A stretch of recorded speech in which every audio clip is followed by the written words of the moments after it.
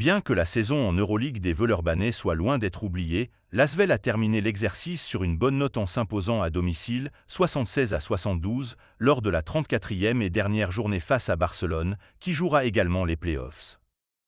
On en regretterait presque que la saison d'Euroleague ne se prolonge pas encore le temps de quelques journées.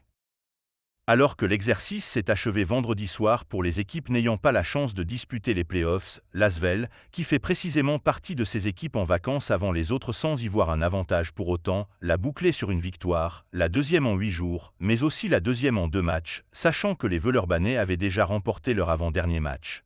Le 4 avril dernier en livrant une véritable masterclass à Valence, 98-69. Or, les succès, les joueurs du club présidé par Tony Parker n'y ont pas beaucoup goûté cette année. Et ce n'est pas leur faire injure que de dire cela.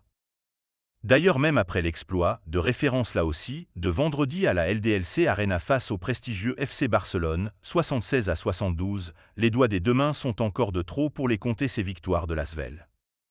Pour grossir beaucoup le trait, on pourrait presque dire que Nando De Colo et les siens ont fait mieux sur ces 2 dernières sorties de la saison que sur les 32 précédentes. L'Auvergne Decisive. De quoi leur donner beaucoup de regrets au regard de cette avant-dernière place que ne méritent assurément pas les Rhodaniens si l'on s'en tient à ces 2 derniers matchs. Le problème, c'est qu'il y en avait eu 32 autres auparavant, dont le match aller en Catalogne, perdu d'ailleurs par l'Asvel, 101-92. Vous ne nous en voudrez pas de nous attarder ce vendredi sur cette somptueuse performance réussie aux dépens de l'un des candidats au titre dans une salle à guichet fermé, 11 532 spectateurs étaient présents. Bien décidé à terminer sur une bonne note en dépit du prestige de l'adversaire du soir, 4e au classement, Geoffrey Lauvergne, homme du match avec 20 points marqués, et ses coéquipiers ont rendu coup pour coup pendant 3 quarts-temps aux Catalans avant d'arracher la victoire sur un panier de l'Auvergne puis 3 lancers francs de Parili, qui faisait basculer l'Arena dans une liesse que l'Asvel, qui a également pu s'appuyer vendredi pour faire chuter le grand Barça sur un Youssoupha folle.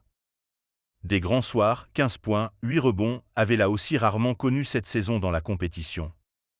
Car, malheureusement, cette victoire de vendredi ne fait pas oublier la saison européenne complètement ratée une nouvelle fois de l'Asvel. Même si cela pourrait paraître tentant.